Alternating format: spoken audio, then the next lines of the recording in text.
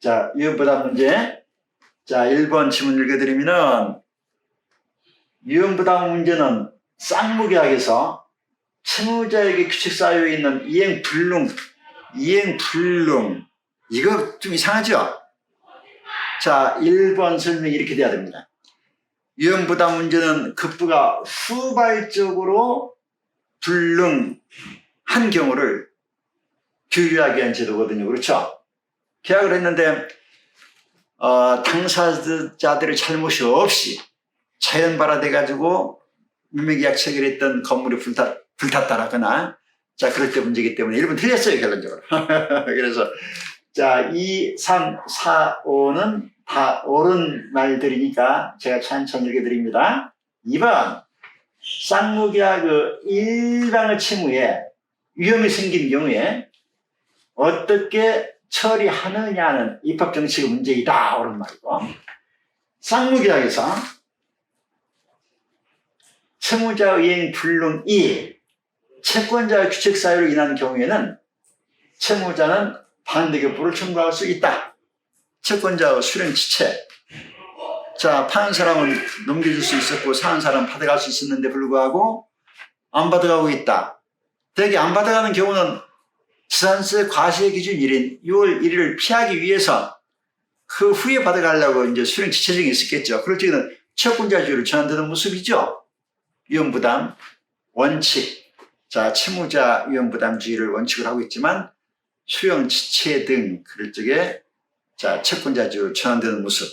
자, 1번이 틀린 정답이었으니까 4번도 옳은 설명이겠네요. 쌍무계약에 있어서 한 채무가 불능하게 되면 상대방도 채무를 면한다 할 것입니다. 5번, 위험부담은 쌍무계약에 있어서 한 채무가 후발적으로 불능하게 된 경우를 규율하기 위한 제도입니다. 자, 이제 다음 문제. 해제 그러면은 원상회복 떠올리셔야 되죠? 자, 본래 계약했던 대로 회복되는 겁니다. 그러면 계약했을 때하고 해지했을 때하고 그 사이에 생긴 제3자의 권리를 어떻게 할 것인가 하는 문제. 자, 해제는 제3자의 권리를 해하지 못한다라고 우리 법 548조에서 규정되고 있습니다. 거기서 말하는 3조에 해당하지 않는 것. 자, 1번 보니까 매수인인 소유자인 임대인으로부터 자, 주택을 임차받아 대항 요건을 갖춘 임차인 3자에 해당한다고 해야 됩니다. 다음에 2번, 계약상의 채권 양도받은 양수인 3자에 해당하지 않는 정답이 돼야 되겠죠. 자, 3, 4, 5번은 3자에 해당하는 분들입니다. 3번, 해제 의사표시 쓴 후에 그 해지에 대한 말소 등기 있기 전에 이 관계를 갖게 된 선후 3자도 3자에 해당하고, 4번, 계약에 의한 급부 목적인 물건이나 권리의 양수인도 해당하고, 5번, 급부 목적의 저당권자도 다 되죠. 이 문제에 대한 전반적인 설명입니다. 해제는 제3자의 권리를 해하지 못한다. 예컨대 A가 그 토지를 B에게 매각하고 B가 다시 C에게 매각해서 소유권 이전 등기가 된 후에 A가 B의 채무 불이행을 이유로 매매계약을 해지하더라도 C의 소유권 취득에는 영향을 주지 않는다. 제3자의 범위에 관해서 제3자를 그 계약으로부터 생긴 법률적 효과를 기초로 새로운 이해관계를 가졌을 뿐 아니라 등기, 인도 등으로 완전한 권리를 취득한 자, 이렇게 해석합니다. 자, 임대차 부분인데 1번, 임대인은 목적물에 대한 소유권이나 처분할 권한을 가지고 있어야 할 필요는 없다. 항상 있어야 할 건 아닙니다. 옳은 설명이죠. 1번 설명입니다. 임대차는 관리행위 중 이용행위에 해당하므로 임대인은 처분 권한 있음을 요하지 않는다. 옳은 말입니다. 부동산 학교를 공부할 적에 소유활동과 거래활동 구분하는 것도 의미가 있지요.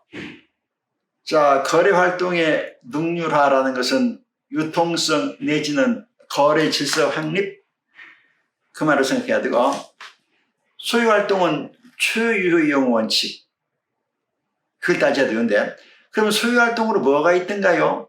부동산 이용 활동, 부동산 개발 활동, 부동산 관리 활동. 자, 그런 것들을 소유 활동으로 되게 구분합니다. 이용, 개발, 관리, 이발, 관, 그런 글자 들어가 있죠? 이발관을 이발소라고도 합니다. 이용, 개발, 관리, 소유활동, 능률화 원리는 초유효 이용이다.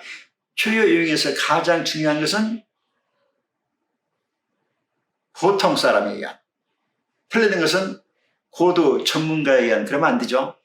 보통 사람이 온갖 노력 끝에 가장 으뜸되게 쓰는 것, 그것이 바로 초유효 이용이다 보니까 으뜸이라는 것은 최고이자 최선의 이용 방법입니다.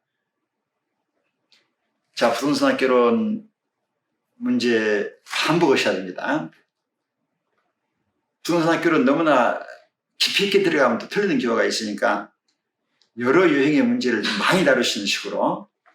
자, 임대차에서 2번 어떤가 보니까 임대차에 있어서 상대방의 동일성에 관한 착오는 중요 부분을 착오가 된다. 옳은 말입니다. 자, 2번 설명. 임대차는 당사자의 개성, 인격이 중시되는 법률행위이므로 상대방의 동일성에 관한 착오는 중요 부분의 착오가 되어야 됩니다. 3번 임대인이 목적 토지를 임차인에게 매각한 후에 매매계약이 해제되면 소멸했던 임대차 관계는 부활한다. 옳은 말입니다. 4번 공유물을 임대하는 경우에 지분의 과반수로, 자, 공유 완전한 개인주의이고 지분이 있으되 자유롭게 처분할 수 있다. 합유는 조합체의 모습이다 보니까 지분은 있으되 자유롭게 처분하면 안 되죠. 조합체의 모습인데 이질적인 요소가 들어와 버리면 조합이 잘못되겠죠. 자, 총유는 문중모 이런 거 완전 단체주의 모습인데, 자, 3번, 4번 옳은 말들입니다. 자, 4번에 대한 설명. 공유물의 관리 행위는 지분의 과반수를 결정한다. 법 265조입니다. 그러면 자연스럽게 5번이 틀린 모양인데 한번 읽어드리면, 임대인, 임차인에 대하여 장래 분쟁을 일으킬 경우에 화해를 위한 대리인을 선택할 권한을 자기에게 소유하도록 하는 계약은 유효하다라고 되어 있는데 유효 부분이 틀렸습니다. 자, 판례 읽어드리면 5번에 대한 판례입니다. 임대인이 임차인에 대하여 장래 분쟁을 일으킬 경우에 화해를 위한 대리인을 선택할 권한을 자기에게 소유하도록 하는 계약은 자기계약 금지에 따라서 무효이다가 판례입니다. 5번 틀린 정답으로 해야 되는 문제이고, 자, 가등기 담보대행에 관한 법률, 가담법에서 바르지 못한 것은 1번은 후순위 권리자는 반드시 청산금으로부터 그 우선순위에 따라 자기 채권 만족을 얻어야 한다라 되어 있는데 뭐가 좀 이상하죠? 틀렸어요. 1번 설명입니다. 자, 1번 설명은 가담법 12조를 근거로 하는데요. 가등기 담보권자에 의한 평가액이 부당히 낮게 평가되어 있어서 불만인 때 청산기간 내에 그 피담보 채권 변제기 도래하고 있지 않더라도 목적부동산 경매를 할 수 있다가 가담법 내용이죠. 1번을 틀린 정답으로 합니다. 그렇다면 자, 지문, 맞는 지문 읽어드리고 그에 관련된 판례를 읽어드릴 테니까 2번 가등기 담보권자는 청산기간이 경과한 후에 곧바로 가등기에 대한 본등기 청구할 수도 있다. 3번 청산금의 금액에 관해 후순위 권리자는 다툴 수 없다. 옳은 말이고, 4번 후순위 담보권자가 경매를 신청하여 그 절차가 개시된 경우에 가등기 담보권자는 제3자 이의소를 제기할 수 없다 할 것이고, 5번 다른 채권자에 의한 경매 절차에서 배당 청가를 하는 경우에 가등기 담보권자는 가등기인 채로 배당에 참가할 수가 있습니다. 그래서 전반적인 그에 관한, 자, 가담법에 관한 전반적인 문제, 자, 설명입니다.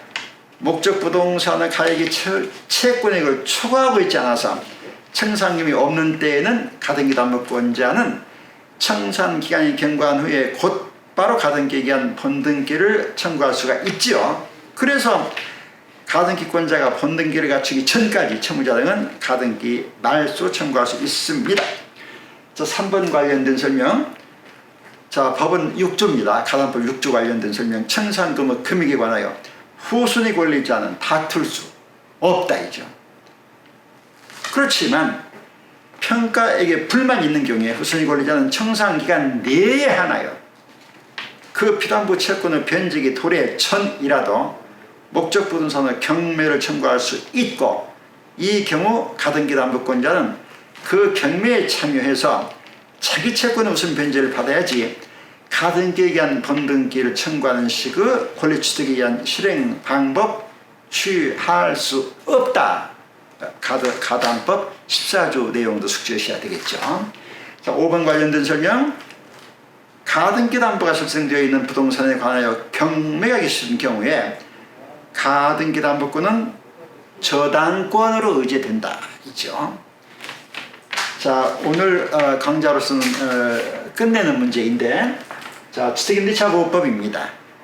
자, 주택임대차보호법과 상가건물임대차보호법에 대해서는 이 강좌 전회에서 자세하게 비교하면서 판례까지 자세한 설명이 있으니까 반복해서 학습할 수 있는 유튜브 성격을 잘 활용하셔가지고 반복 학습하시기 바랍니다. 1번 소액보증금 범위와 기준은 주택가격의 2분의 1 범위 안에서 대통령 0으로 정하며 주택가격에는 대지가격은 포함되지 않는다. 이게 들렸네요. 그렇죠?